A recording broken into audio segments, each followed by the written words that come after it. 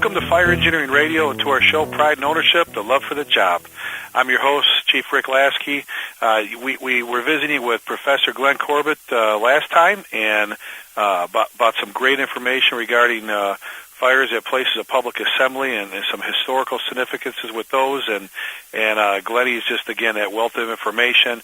And we're going to keep doing that from time to time. We're going to get Professor Glenn back on, and we're going to talk, we'll do school fires once. We're going to do some theater fires, the great ones, and just some different things, the history lessons in them for our young firefighters. Even our people that have been on the job for a while are just incredible.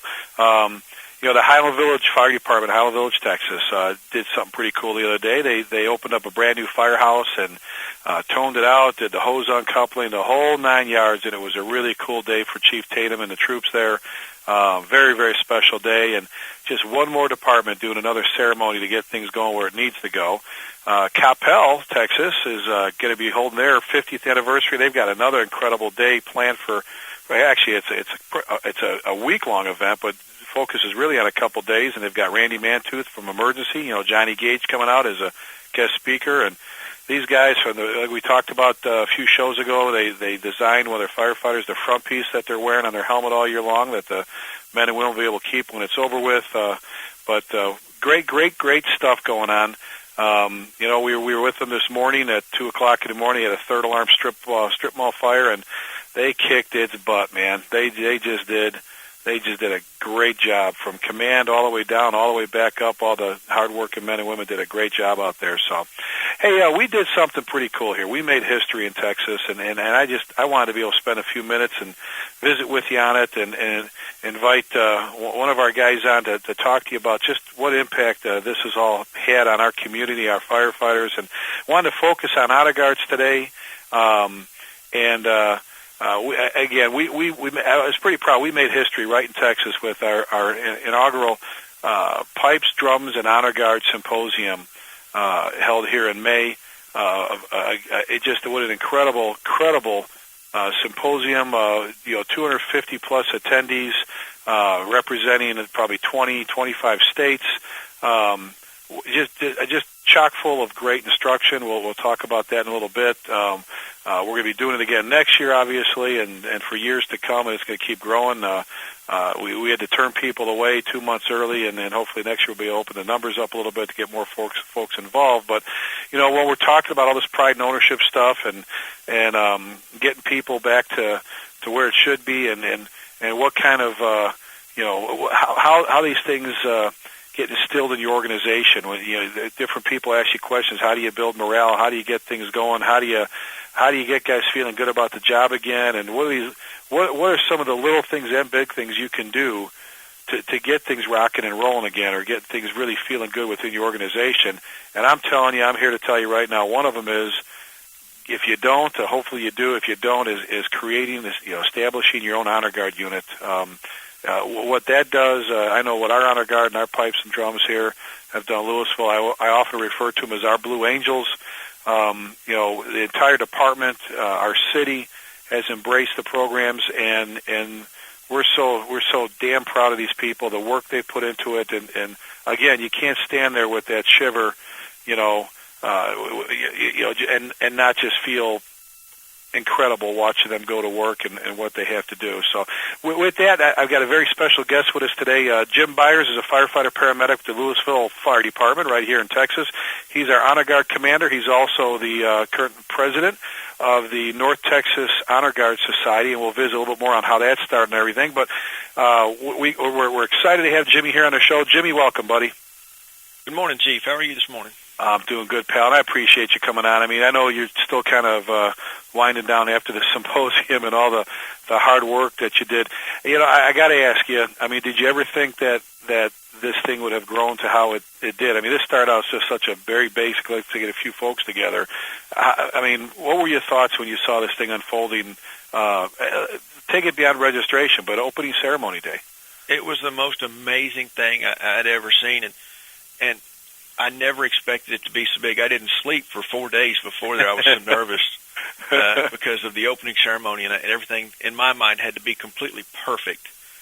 because there was all these other honor guardsmen and bagpipers and drummers in the room, and my guys, we had to be perfect, and I was so nervous I didn't sleep for 4 days. And then, well, and we talked about that, Jimmy, and I know you were, because you're a perfectionist, and it's obviously with your unit on how they perform, and we'll talk a little bit about that too. Without even one order, they work their magic. But the one neat thing, Jimmy, about the fire service is here you're in a room packed with 250 plus honor guardsmen and women and pipes and drummers, and they've all been there. They all know what it's like to get up, and I can understand on one side the nervousness, like you and I talked about. Man, we go do a show somewhere with some citizens, and if we miss a little bit here and there, they still go, "Wow, that was awesome."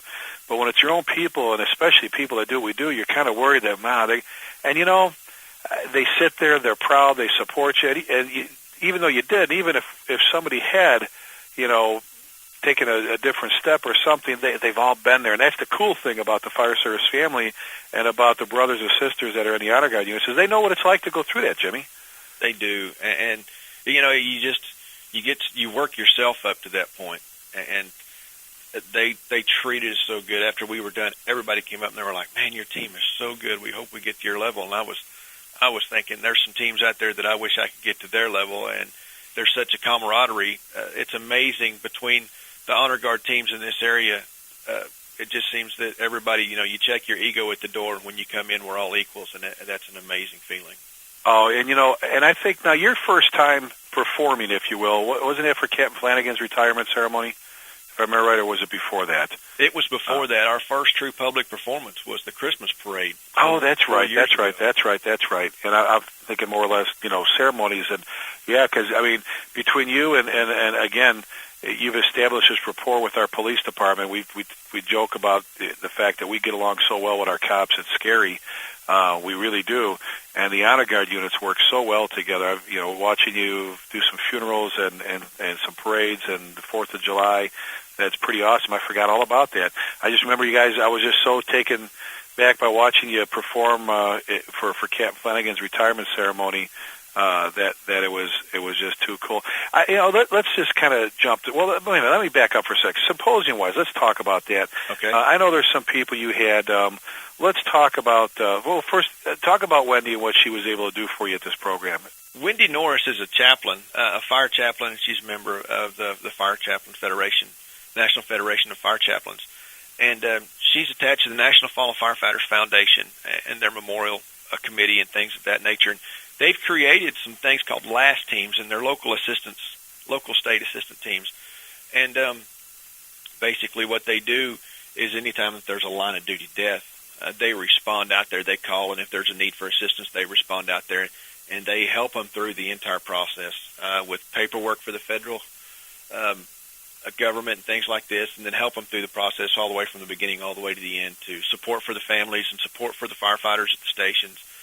And she's got a really good program. They started it, and they're taking it nationwide. And I had her come out and speak to the local commanders about their programs, and hopefully getting some of the local commanders on board, because it is such a wonderful program for anybody to be involved with. And you know what? She's obviously, just by meeting her, and if anybody out there, I'm sure a lot of people have met her already. She's obviously quite dedicated to what she's doing. Very passionate about what she does. And it was awesome having her out there. Now, we had your ROTC unit from the school come out and perform, and you got to work with the gunny sergeant, on certain things. But tell me about, and I'm gonna let you, because I know about them, but I want you to talk about them. This group from Florida, man. I mean, and I know they're from all over, but the National Honor Guard Academy group. Absolutely fanatical. I mean, they're just absolutely that, and phenomenal at what they do in training honor guards.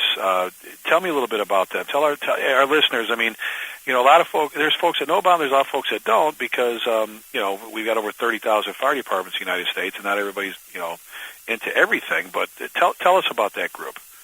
The National Honor Guard Academy is a phenomenal group of people. The guy that heads up the program, his name is Doug Schwartz, and he's out of Clearwater, Florida.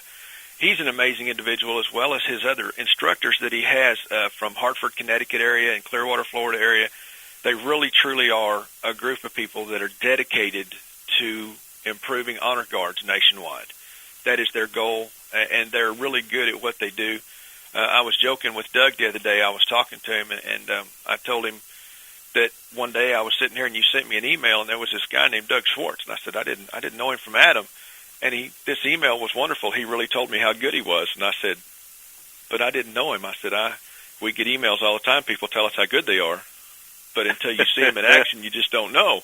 And he started laughing, and he said, so this guy Doug Schwartz, is he any good? And I said, well, I went to his class, and I said, I was amazed. What did you think? I mean, you attended a class in what, Mansfield? Yes, sir. Well, I mean, I know you had no idea really going into it. I mean, take us through like the day. I mean, what time did it start? You walk in, and the first thing they do is everybody calls to attention, and they introduce the instructors, and then when you walk in, the minute you walk into that classroom, the instructors aren't in the room, and there's a door there, and it says enter here for the class, and you walk in, and the minute you walk into that classroom that this is going to be special because everything has a place and everything's in its place. There's order in that room, and at every table where every chair set up, there's a nameplate with your name where you're supposed to sit, and at that plate there's your academy shirt and your academy hat that you're to wear every day as part of your academy uniform, and there's a folder with every piece of paper you could possibly need for instruction during the week, and there's different things, and when you walk in there that this class is going to be in line. And then it starts, and they take every person out individually and assess them on their abilities for marching and drill and different things. And then you come back in and you cover everything. Every day there's a flag-raising ceremony in the morning, and in the afternoon at the end of class there's the flag-lowering ceremony where you lower the colors for the day. And through the day you'll be maybe 2 hours instructional in the classroom covering line of duty death and preparation and ceremony preparation and different things of that in order, different ceremonies and the procedures. The rest of the day, you're drilling from start to finish. You spend a lot of time on your feet doing basic march and drill to start off with, and they understand that their way of doing it is not the only way. There's a lot of ways to do it, but they teach in a certain manner so that there's uniformity throughout the academy, and they just do a phenomenal job. If they see somebody's having trouble, they will pull them aside and they will work with that person tirelessly. Well, and here's something. I mean, we just had our symposium, and I'm going to bring it up, every now and then. And when you do the evaluations at the end, and the room was too cold, the room was too hot, I don't like chicken, different things like that, which is always the case. And you want to take them all into consideration, and I'll be honest, this is me, not you. This is Rick Lasky commenting on it. And I know there was a couple, of the evaluations that said, well, I'm not in the military, and I thought I was the customer. I didn't think I needed to be yelled at, and I watched what went on. And I watched those instructors, and my first thought was, well, you know what, you're in an honor guard unit, and I don't know, the line of duty death funerals I have run, and you've been a part of a couple of them. When I turn to our honor guard members, I'm hoping that they are sticklers for detail. I hope that they're ready to just jump to attention and take care of things because we're doing what we're supposed to be doing for our brother and sister and for their families. I thought that was part of it. The whole paramilitary, there's times you get barked at, you get orders. What are you doing? This and that. And it was just kind of funny to see that. It was like, okay, I wish I could have talked to him and said, no disrespect to you, but you're in an honor guard unit. We're going to be calling you to attention. And if they're looking to create that whether it's in a mass march or just that unit doing or turning or whatever, that they've got to get everybody to work together. So don't wear your heart on your shirt sleeve as much, and remember that you're there to, and if you get, these guys, I don't know, I was impressed as all get out. Jimmy, I told you when I came back from doing a program in the Clearwater area, when that honor guard walked out with the piper, and they were led by a lady from the local zoo there who trains with them in step, in her uniform from the zoo, with a bald eagle on her arm. And every now and then that eagle would stretch out his wings. I mean, you talk about the chills you get normally when you see an honor guard unit perform. To see that was just the coolest thing in the world. I mean, that was just how I've never seen that before, where an honor guard unit is led by someone carrying a bald eagle. That was just too cool. And I was able to sit and visit with one of the team members that was on that team that day, and he's excited. He said every time they go out, that's the most exhilarating thing to be part of that team when that Eagle's there with you. He said it just takes it to the next level. Oh, that was just, and I know we're working, I don't know, we'll pull it off. I think the zoos here said they can get you a vulture, and we're not really interested in that. But and I reminded him when he brought that up that day, I said, so you're the one responsible for me calling every zoo in North Central United States. But that is just so cool. Now, and again, the symposium did great, but when we're talking honor guards, and let's kind of talk just for a few minutes. Jimmy, when we put one together here and you took on that charge to get this thing all going, who did you turn to? Because you had never really, this wasn't like, Chief, I was in charge of an honor guard unit at my other department before coming to work here, or, I was in the color guard in my ROTC or Marine unit or military or some one of the armed forces branches. And, I know it was a little bit of nervousness of where am I going to get this information? Who reached out to you and who helped you get you started? It was an amazing thing. You had put out an email that you wanted to start an honor guard, and if anybody was interested, email you back. And I thought, well, that sounds like fun. I've never done anything like that before. That sounds exciting. So I put the email in, and it kind of ran in circles for a little bit. And one day I went to Division Chief Jeff Smith. He was Division Chief over Public Education and Emergency Management at the time, and he was our point of contact. And I said, what are we doing? And he said, well, we're kind of waiting. We're not sure what we want to do. And I said, well, if I go out and find information, would you be willing to go with me if I find people that want to meet with us? And he said, if you go out and do that, I'll go with you wherever it is. And I said, okay. So I made some phone calls. I had seen some things here locally. I knew that Grapevine Fire Department had started an honor guard. So I called around and got their commander's name was Jimmy Cox. He's a great guy. We worked together with the Society of North Texas Honor Guard Society. Good guy. He's a great guy. If you call him, no matter what it is, he's always there for you. And he said, we're fixing to have a practice. Why don't you come watch? So I got a hold of Chief Smith, and I said, you want to go with me? And he said, yeah, let's Jimmy, go. let me interrupt for a second. For those of you up north, fixing to means we're getting ready to go do something. So anyway, I just wanted to throw that out there. So, I'm sorry. Go ahead, pal. He said he was getting ready to Go ahead, pal. So we went over to Grapevine, and we watched them practice, and they showed us their equipment, and I was just amazed at, and their uniforms and how they got started. And so I asked them, I said, how did you get started? What got you? And they said, there's a guy in Fort Worth, the Fort Worth Fire Department. His name is Steve Walker. You need to call Steve Walker. He's their honor guard commander at Fort Worth. He's who we went to. So we sat and visited with them and looked at their uniforms and kind of had an idea of where we kind of wanted to go. And when we left that day, Chief Smith said, if you'll call him, see if we can go visit with him. And I said, I'll take care of it. So after about a week or two of playing phone tag, I got a hold of Mr. Walker, and he said, we're going to be having a practice over here if you'd like to come watch one day. He said, I'd love for you to come over here so I can sit and visit with you. And this guy, he didn't know us from anybody in the world. We were just somebody from Louisville, Texas that called and wanted some information. So I came back with Chief Smith and told him the date, and we went over there, and the minute we walked in the door, I knew that we had made the right decision by going to talk to this man. He had folders set up, 1-inch binders with our patch on it and the Fort Worth Fire Department patch, and it said Louisville Fire Department in conjunction with Fort Worth Fire Department honor guards working together. And he had all kinds of information to show us and lead us into our next step. And he talked to us, and I think the world of this man. He was here for the symposium, and we got to sit and visit, and we hadn't got to talk in a while. And he's an amazing gentleman that has a wealth of knowledge about honor guards and etiquette and how to handle things, and he really got us stepped off on what we needed to do. And he set us on our way, and that's how we truly got started, was with the help of Fort Worth Fire Department and Steve Walker. Oh, man.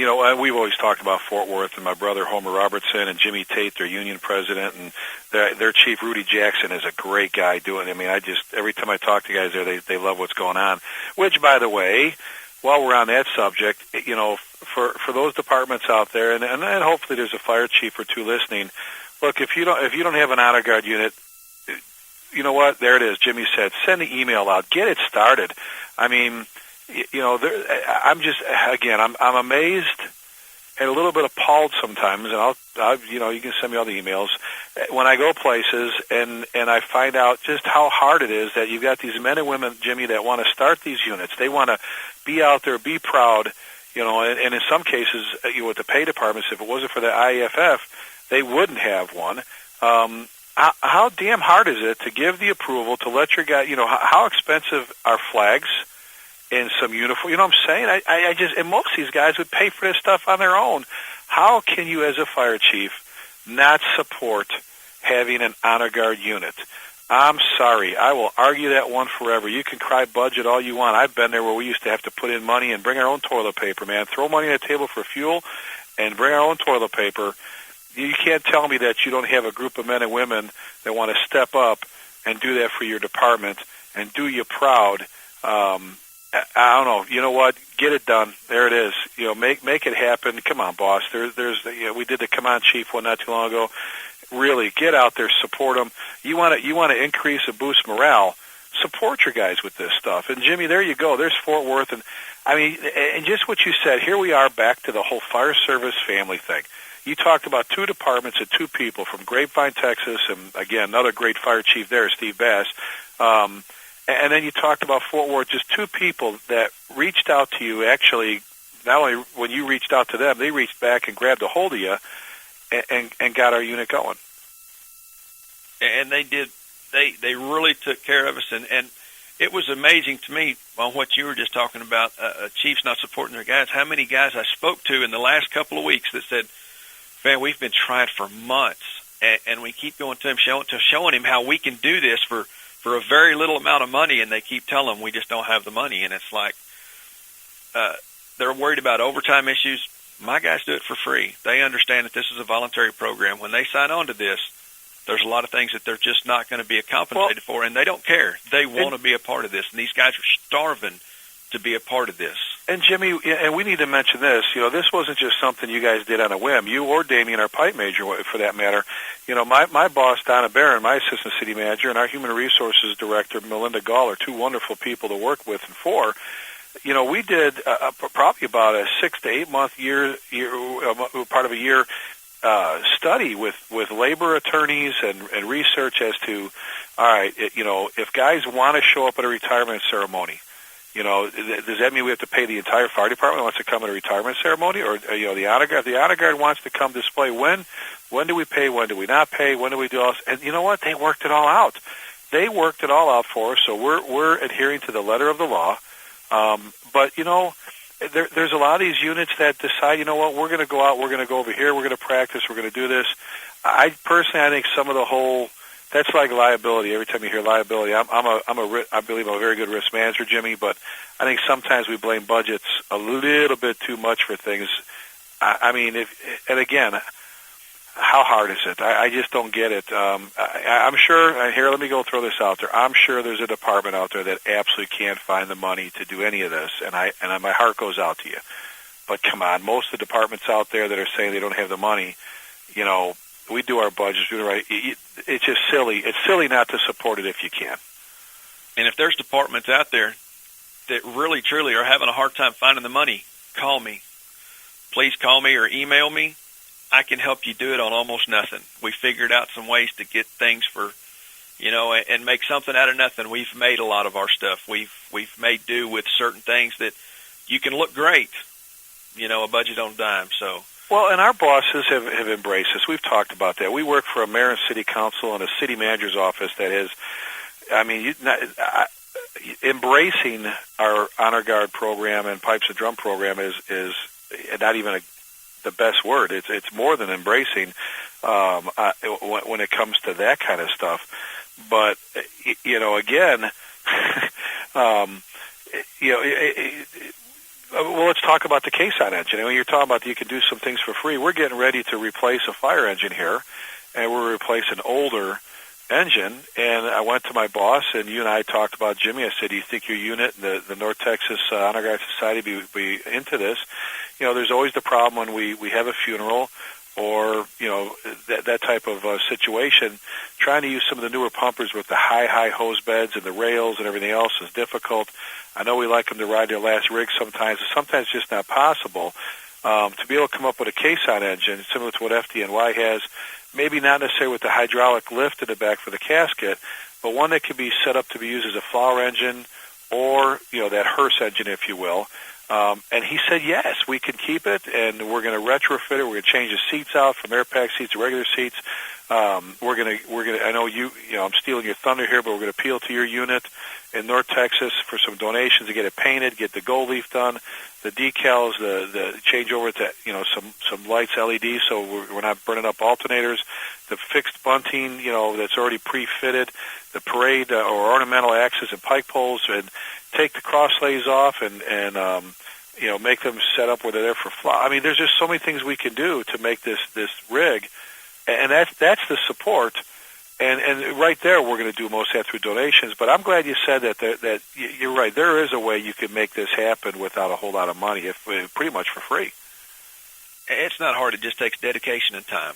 And most of the guys understand that. They want to put the time into it because once they get started, none of them want to be okay. They want to be perfect. They get driven. You know, the more you do, the more they want to do. And my guys overwhelm me at times on how much they want to do. Every time they go somewhere and see something, they come back and they're like, oh, we got to do this or we got to do that. And I'm like, okay, let's take baby steps. And they're like, no, we want to run. And, you know, and once you get them started, just let them run. And it's amazing what they're capable of. Well, and I'm amazed, and I'm going to brag on you guys a little bit. And that's the fact that our Honor Guard unit is one of those silent drill teams. They do it without any orders, which is difficult. I mean, to be in step, to be able to turn back to back, walk away from each other, and have your timing and your steps down is something to behold right there. But Jimmy, and I know you with your travels and with all the different Honor Guard folks that you know now, I think I've met very few. I mean, I can't really think of any. I'm sure they're there, but I can't think of any that are part of a unit that are not. There's someone special that you can just tell they're dedicated. When you start talking about their units, their Honor Guards, they start talking about their unit. Look at my patch. Look at this and all this and so on and so forth. I don't think I've seen anybody yet or met anybody yet that's not into their unit. Oh, these guys, they love their units. They want to. Anytime that there's a program or anything where they can come out as a team and work as a team and let people see their Honor Guard, they jump at the opportunity, and that's what makes them great is they just want everybody to see their guys work, and that's their goal is everybody wants to be able to be a part of it all the time. Well, how much when you got going, after you got back from Fort Worth, and let's just take a few minutes to walk through this. You know, I know you sent out the email, and you had some folks right away jump up, and, you know, unfortunately, like anything else, you're going to get a few people right away that want to say yes, yes, and then they realize how much work is needed and the dedication, and maybe it's not in their lifestyle right now because there could be a whole bunch of kids at home, so on and so forth, and this and that. But from that point, you know, I mean, we really weren't worried about policies, were we at the time? We were more worried about, okay, what do we need to get it going? What was when you left Fort Worth? You got your guys. What did you do next to get this whole thing going? Well, I called everybody in, and basically I sat down with Chief Smith, and I said, okay, what do we do now? And he says, well, it looks like you're in charge. And I went, okay. So, and that brings back another point. Let's step back a little bit to we have our yearly banquet. And, Chief, you were up there giving the State of the Department address at the beginning and the welcome and going over a lot of things. And that was kind of a moment of truth for me because all of a sudden you said next year at our banquet, we'll have our own Honor Guard doing the opening ceremonies. And you stopped and you looked straight at me and you said, won't we, Jimmy? And I went, ooh. Okay, I guess it's time to Did I really do that? Did I? I don't remember it. Ask my wife because she nudged me at that point and said, what have you gotten into?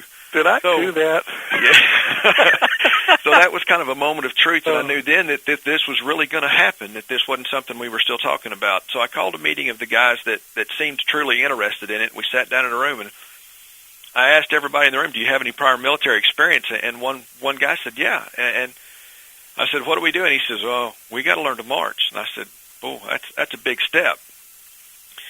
So I had some contacts at the high school with the ROTC because all three of my children had graduated from Louisville High School right here just across the street from the station. So I went over and visited with him, and I said, Sergeant Clevenger, how do we do this? And he said, every morning at 6 o'clock, my junior ROTC program marches every morning at 6 o'clock out here in the parking lot. He said, if you want to learn to march, he said, get off your tail and get over here. So 2 to 3 days a week. And you were offended when he said get off your tail, and he probably said get off your ass. But anyway, go on. That's exactly what he said with no uncertain terms. He said, don't be late either. He said, I don't like that. So we started going over there 2 to 3 mornings a week for about 4 weeks, we marched with the high school ROTC program, and the kids laughed at us because we were pretty left-footed at the time. We couldn't seem to get anything right, but it started coming together, and the more the guys practiced, the more they were like, well, we're going to be there tomorrow, aren't we? And you just made time. The more they did, the more they wanted to do, and the more they said, our parade's coming up, we got to be good. And the parade came, and it was the most amazing thing to watch those guys. They were truly driven once they got in there, and it's just grown from there. And the cooperation, and let's plug them, because this is actually at the time of this, what we're talking about this show, and we you know, in the taping of the show is it's our, you know, our police departments, you know, recognizing they've got their day coming up, the 15th, their you know, Memorial Day, and you know, I mean, how is it? I mean, when you're working side by side with our PD, and it was neat. It was just so friggin' neat to see them at this symposium, and they were so fired up. I mean, Chessa, she's one of the members, and that's my buddy, my wife, and that's our buddy. I'm godfather for her little baby girl, and then you know, some of the other. I mean, the Sergeant Porter, and then Laura. I mean, I don't know. It's so cool to see you guys marching together and doing things together. And it was really kind of an eye-opening experience for both of us, because we started this, and all of a sudden you said, hey, I'd like for you guys to lead the parade for our Christmas parade here in town. And we said, great. And then you said, well, we're going to do it with police and fire. And we were like, we didn't know the police department had an honor guard. So we went over and met with them, and they looked at us, and they said, we didn't know the fire department had an honor guard. So we sat down, and we started visiting about how we were going to do it. And it's always 3 firefighters, 3 police officers. And it really works out wonderfully. They're a great group of people to work with, because they're just as dedicated as we are. They just want to do a good job, and they just want to get out there and do things. Oh, and you know, and watching some of the stuff on you know, YouTube, if you want to see the Honor Guard perform or pipes and drums or 4th of July, all you got to do is Google Louisville Honor Guard, or not Google, but type in search Louisville Honor Guard, Louisville Pipes and Drums, Louisville Fire Department. There's a lot of stuff on already. But to watch you guys, like at the 4th of July, in front of like tens of thousands of people, you know, to watch you come out on that stage and together in step with I mean, with Andrea and just the whole group, it was just so cool to see you guys together. I use those pictures in my programs. You know, I'm proud. I say proudly when I say that's our joint police and fire honor guard unit. And they're a great group of people, and they can change on a dime. We can walk in there, because our 4th of July seems to always be our hardest program to do, because we can go up there the day before and practice like we like to practice in our venues with the police department, and we go, okay, we got it down, and we'll show up the next day, and the stage is always different. And we can look at each other and go, okay, we're going to change this, and we can make the changes with the groups. We've learned to work together real well, and they're always receptive to whatever, and we can call them at any time, and they're always on board for whatever's going on. Well, and that's the neat thing about police officers and firefighters, Jimmy, is, you know what? That's our life. That's our job. We we deal with things not being right when we get there, and that we just go, okay, we'll fix that. We'll make it work. Oh, and so all right, you got your guys going, you got them practicing. You know, uniform wise, I know we didn't.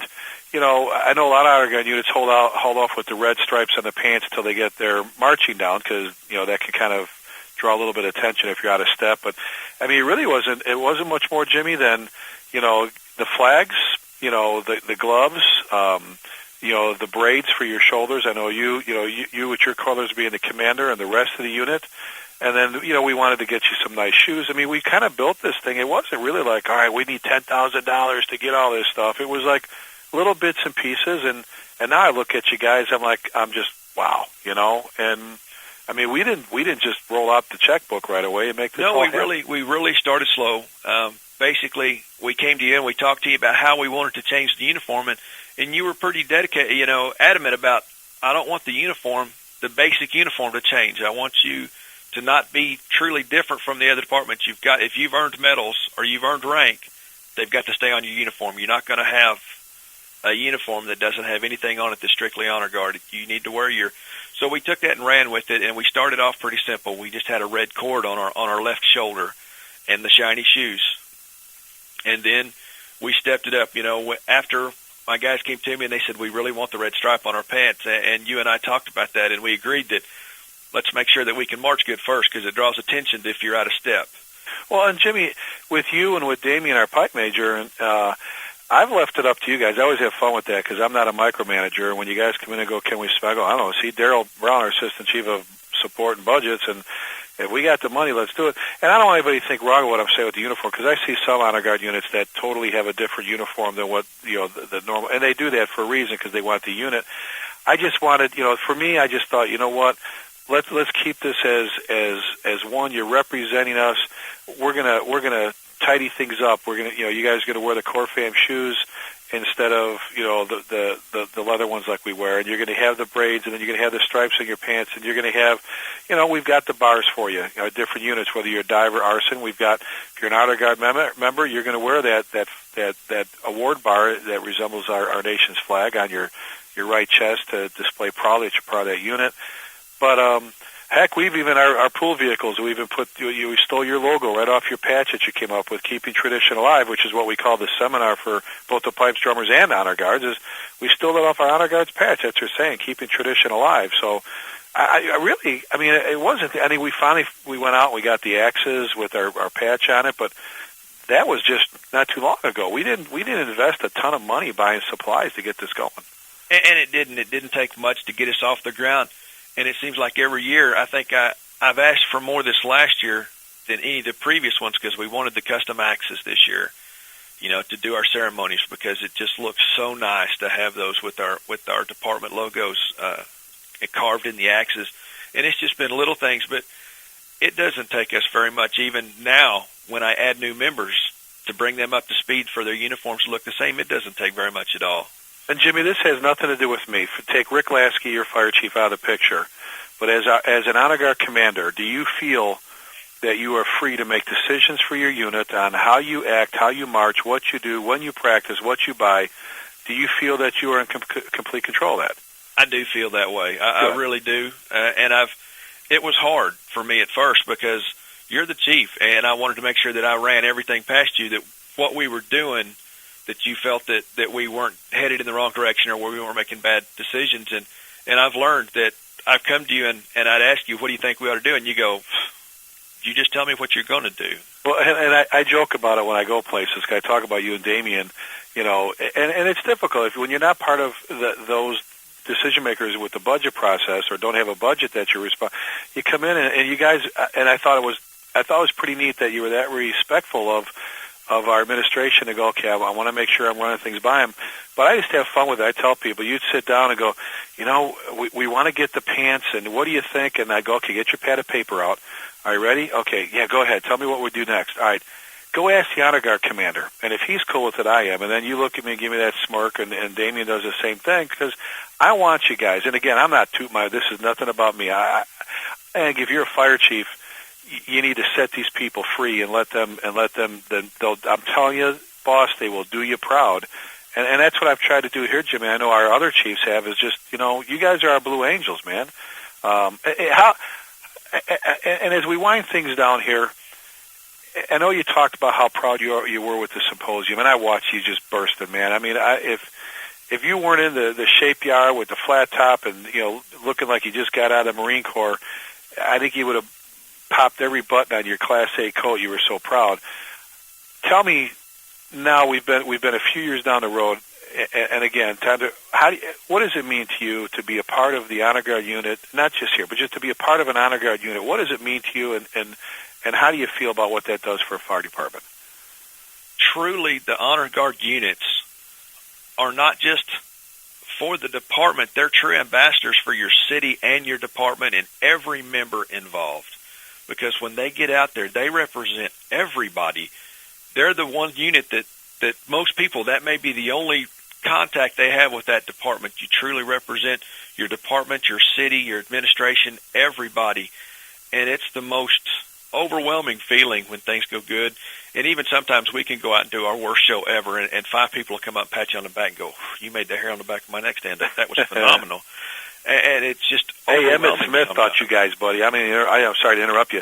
When we did the DASA, the Dallas Area Sports Association, with all those millionaires and you guys present the colors. Emmitt Smith, the former Cowboy and Cardinal, and absolutely incredible football player. He's there, and Tommy Lasorda, and Tommy Lasorda, both of them at different times said, "Man, watching those guys carry those flags in just made my hair stand up, made me proud to be an American, man." It really is an overwhelming, and the symposium was so much fun, just to see everybody and to see the other teams and to see the enthusiasm that everybody shares to do what we want to do, to do what we do, and that everybody wants to take that next step to even be better, no matter how good they are. They're always striving to be a little bit better, and it's just amazing to sit and visit. And I got such an opportunity at times. It seemed like there were times that we were busy, but just running in circles, making sure that everybody had what they needed and things got done. But there were other times when I got to sit and visit with commanders from everywhere. And it really was exciting to hear them talk about how they had got started and how they're here, and the opportunity to learn and to go to these different sessions and to do the march and drill instruction. And they were just, everybody had a great time. And it's just because these guys, all they want is to do good and do, no matter what it takes. They want to look good, and they want to make their department look good. Well, and I guess, and not to beat up, because there's a lot of incredible fire chiefs out there. I tend to pick on them because they're the fire chief, and I joke about how I hate fire chiefs, and I really don't. But again, how can you sit there as a leader of your department, and the head coach, and not, when you have these men and women come in and go, we want to do this, we want to make our department look proud, we want to make our city look proud. How do you not jump on board with that? I know I keep beating that up, but how do you not do that? And, I mean, Jimmy, the first time, and I know you were part of it because it's hard, but the first time you guys did that, how did you feel? I mean, besides the nervousness, how did you feel first time you performed in public? Oh, other than the nervousness, I truly was frightened. It was true fear right before the performance, but during it, you just swell with pride because you're there representing your department. And, man, when it's over, it's the most amazing feeling. And I had an opportunity to kind of sit in your shoes a little bit. Not too long ago, I had a department here in the area call me and ask me to help them get started. That was what, University Park? University Park. And I went down and took two of my guys with me, and we spent a couple of our days off down there getting them started, teaching them how to march, because they had an award ceremony that they wanted to present the colors for the first time ever, their first ever award ceremony, and they wanted to open it with, the right way. And we took them down there, and we marched with them, and their equipment wasn't the best. They were still trying to get started, so we told them, we said, we really would wish that you would use our flag harnesses. And, well, since you're going to use our harnesses, why don't you use our flags? And, well, since you're going to have our flags, why don't you go ahead and take our parade axes, too, and use those? And they were excited, so we went down and watched them that first night when they did their ceremony, and that was the most amazing thing to watch those guys. And I understand how you felt when you watched us the first time, because you're just overwhelmed. Oh, and just pride. And I got to visit with some of their folks, and that's, again, I always say another good, there's great fire departments, but the folks in the university, they were just, and that's us. That was you with Fort Worth and Grapevine. Here now, Jim Byers is doing the same thing for other departments, and I can't wait to see the University Park Honor Guard perform a year from now. And it's just, Jimmy, you've done some incredible things, buddy. You're one of my go-to guys. What you've done for our city, for our department, is just absolutely amazing, and I'm so damn proud of you. And your guys, I'm beaming. I'm just like a little frickin' kid when I see you guys doing your stuff. I'm just so proud of you, buddy, and I can't thank you enough for all your hard work. Now let's throw this out there, buddy, right now, as we bring things to a close. One of the things we did was we got kind of a little wore out with telling some of our officers how to put their collar pins on their Class A uniforms and on their jackets, their shirts, and hats, and Maltese crosses and medals. So we put a page together similar to I think Chicago used to have one. I used to see it. Each each hat, each collar pin. You even have the one with the dime for proper positioning. The lines, how to put your collar, the piping on your sleeves, Maltese crosses, the awards bars. And then the second page was using one of our military guys, John Copeland, with the proper hand salute and hand position for during parade rest and attention.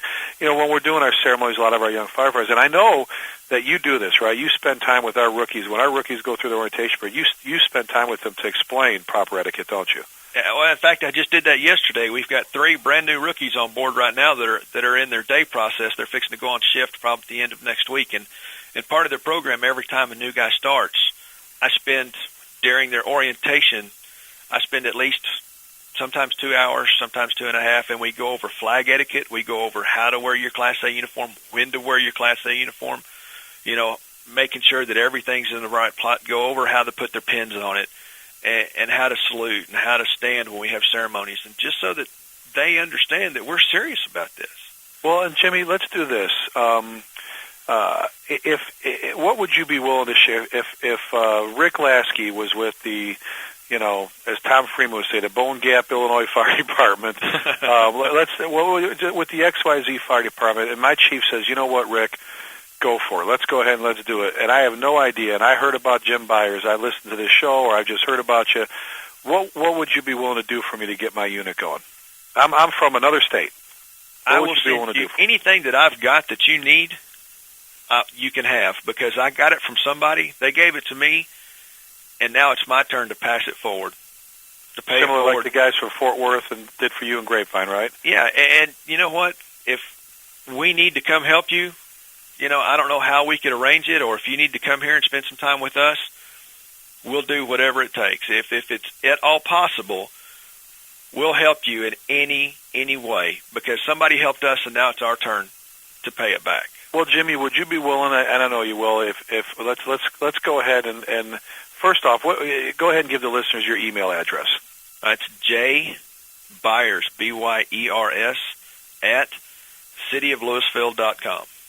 So J Byers at cityoflouisville.com. And again, Louisville, for those of you who are not Louisville, a lot of people spell it that way. It's LEWIS. If you email Jimmy, I promise you, we can send you these everything. We can say these pictures that we're using that you can hang in we laminate them, hung them in all the stations, put in a policy book about how to stand at attention, what parade rest is, hand salute, and your uniforms. I know, Jimmy, you'd be willing to send them our policies, wouldn't you, on your honor guard unit and our Class A uniforms policy and awards policy, right? I'd send them anything we've got. What we have is welcome to anybody. If it can help you get started and help you do good, we're behind you 100%, because that's how we got started. Well, and again, I think if they contacted you and they said, can we get stuff from you, maybe from Fort Worth? You'll be willing to, share that information with them from Grapevine, everything. The North Texas Honor Guard Society that you guys put together. I think right after the Dennison funeral, right? Is that when we had a little luncheon here? And we did. I'm telling you, buddy, and for the folks out there, here you go, Chief. We have a line of duty death, or we have anything going on here. Jimmy makes one phone call, man, and the phone call list goes on from there. And if you've ever had to run a line of duty death funeral, when you turn around, you've got 20-something people from an honor guard unit there that are doing everything from opening, closing doors to standing watch at the casket to doing the care. What you've done, and Jimmy will visit with you on what they're doing as an organization and how they got that going. He'll share with you his policies on the honor guard unit, his budget, his uniforms, the pictures that we talked about for your walls on the uniforms and standing at attention, our class uniform, our awards policies, all that stuff. He'll give you anything you need. I know him. Please email him. Let him know, hey, if you've got something that you think you'd want to share with him and the North Texas Honor Guard Society, I know he's always looking for information. Jimmy, one other thing, buddy, or it's actually two more. Next year's symposium dates, what are we looking at? May? The symposium itself will be Thursday, Friday, and Saturday, May 14th, 15th, and 16th. And the first 2 days will be similar to this year, where we'll have an opening ceremony, and then we'll have breakout sessions for all the different units, pipers, drummers, and honor guard members. And then Saturday morning, we're going to have a muster with some competitions, but also the honor guard groups are going to be competing for some big-ass trophies, man, and medals. We've already got that established. And then the National Honor Guard Academy, they're going to run an academy, a second one here in Texas, the week leading up to it, right? Yes, sir. They'll be starting on Friday the 8th and going through Wednesday the 13th. Well, and if somebody wanted to get a hold, because I love those guys. They sent me a T-shirt yesterday, not just because they're just an incredible group of folks dedicated to taking your honor guard unit or your command. Heck, if you just send two of your guys, partner them up, and send them there to go through and be able to go back to your department rather than try and put your whole team through it even, what an incredible group of people. How would somebody get a hold of them, Jimmy, if they want to talk to them about where they're holding their academies at and information sharing and everything? They actually have a website, NationalHonorGuardAcademy.com. NationalHonorGuardAcademy.com. And who's the head of the organization? They've got registration forms and dates for upcoming academies as well as ours. There are two other academies here in the United States, also the one we will be having here next year. They travel all over the United States holding these academies. And who's their lead on this again? Doug Schwartz. So that NationalHonorGuardAcademy.com. And if they have problems getting onto that website, there's one other place. It's the National Honor Guard Commanders Association. You can go onto their webpage and click under Training, and there's a link to their webpage. Outstanding. Well, you know what? If you're part of an honor guard union, if you've never heard of them, I'd be surprised. But if you haven't, man, go to the website, check it out. We're indebted to those guys. They came out and did an incredible job for us, and they've got my support for the rest of my life, buddy. They're what a great group of people. I'm glad you're hooked up with them, Jimmy. I know you've made some great relationships. Next year during that academy, I know you're going to be working them. Heck, at the cemetery, at the church, at the funeral home. And that's one of the things that will happen during the Honor Guard Academy, that on the day before graduation, on the fifth day, that there's a complete mock funeral to where the students will go through from death notification all the way to burial, and they mock up a funeral so that everybody knows the process and the training, and that everybody's on board. And it's a miraculous thing to watch these guys make that happen in one day, because so much, we all know that if you've ever been involved with it, it's a 3-4 day process or longer to get everything in line, and they make it happen in a day for this class, and it's really amazing to watch them run the students through this. And to do it right. Like one of our honor guard members at the police department, she said, where are you going to practice that? Where are you going to get that information? All of a sudden there you are doing it, hoping you're doing it right. Again, that's why that organization is so important. And I'm appeal one more time, man, come on, Chiefs. Get it going. Go to your guys. Go to your union president. Go to your volunteer association, president. Go to your guys. Send the email out. Get an honor guard unit going within your department, man. I mean, and hopefully it'll spread to your neighboring departments, and they can bond together and do something like Jimmy did right here in the Dallas-Fort Worth Metroplex, and bring it. These are dedicated men and women that want to make a difference. They want to show off for you. They want to do you proud. They are our Blue Angels here in Louisville, and I know they would be for you. Jimmy, I can't thank you enough, brother. I really can't. I know I put you on the spot saying I need you to come and sit with me, and I just wanted to be able to share firsthand, buddy, how we got it started and how a lot of work.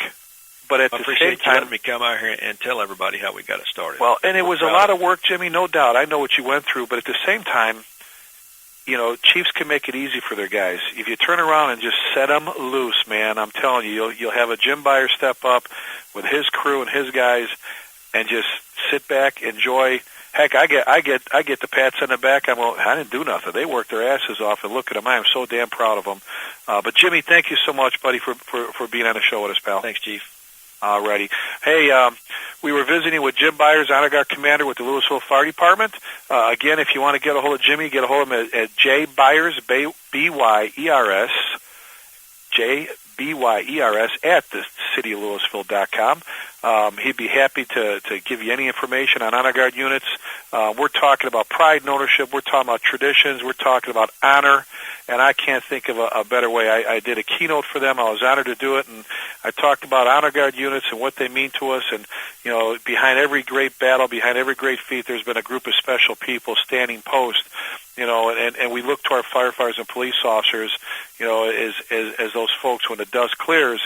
Well, you know what? Our shining light, our that mark on the wall, the people that stand ready for us to do us proud, our honor guard units, and you need to support them. It's incredible, great group of people. I can't think of, you know, between that and having a pipes and drum unit, a better way to infuse that passion, that love for the job, man. Just that pride that you just be bursting. I'm telling you, your department, your chiefs, your mayors, your politicians, your citizens. It's an incredible, incredible thing to do, and I'm so proud of our guys here. Do the same thing. So, hey, again, we're visiting on honor guards today, and tell your friends, get them going. We're going to end it like we always end it, with just a couple simple words, but words to live by, and that's be safe.